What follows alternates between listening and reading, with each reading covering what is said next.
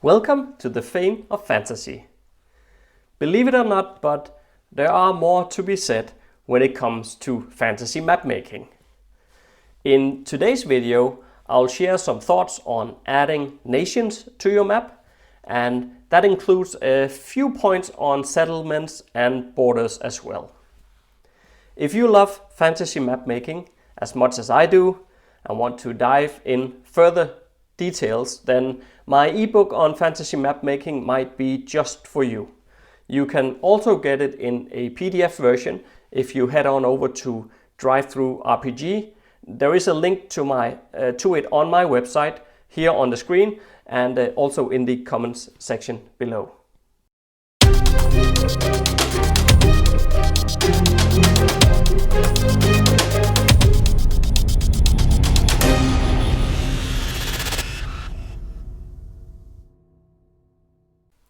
When adding nations to a map, it's important to understand that geography plays an integral role in forming a country's culture and history.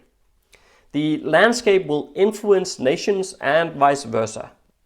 So either let the outlay of the land affect its people's culture, or infuse the map with elements that are certain, that this certain culture that lives upon it would demand. For instance, the Mongols were a steppe people, and for that reason they were the best horse archers in the world. If you have horse archers, make sure that they live in open spaces, and if you have an open space country, maybe that is what inspires you to create a nation of horse archers. So you see how that works, vice versa. So one will affect the other, and it should drive your decision making forward. Okay, and another point I want to mention is that how places change over time. I say this because you shouldn't let yourself get too bogged down into details when you craft your map.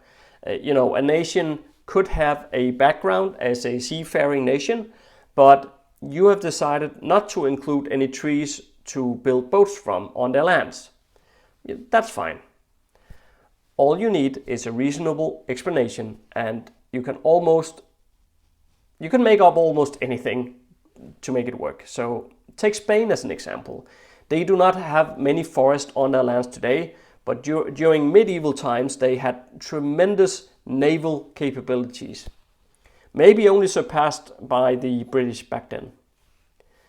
All the forests in Spain were cut down when Rome and Carthage fought the Punic Wars, because they wanted to control the trading routes over the Mediterranean Sea. It required ships, but in Africa and Italy, forests were scarce, so they just took the timber from Spain. That's an explanation.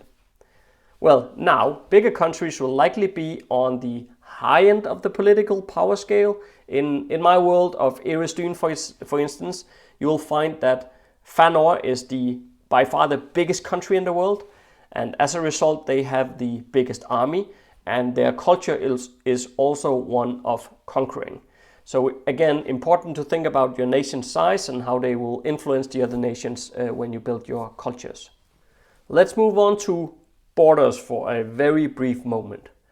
I love placing borders, and it'll make sense that you add them along natural obstacles, like for example mountain ranges, but do keep in mind that your nations still have to be able to exist.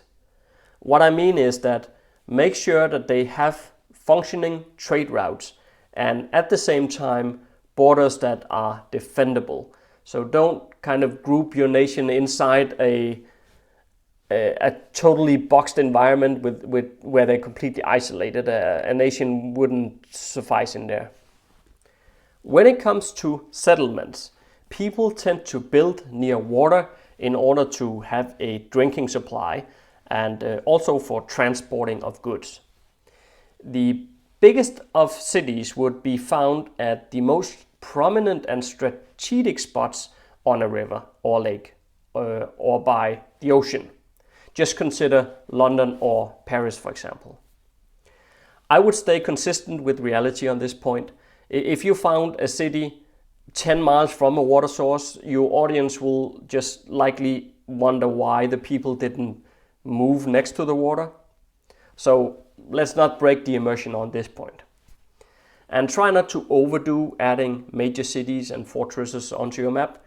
They are very cool, I agree, but it clutters, and I truly believe that less is actually more.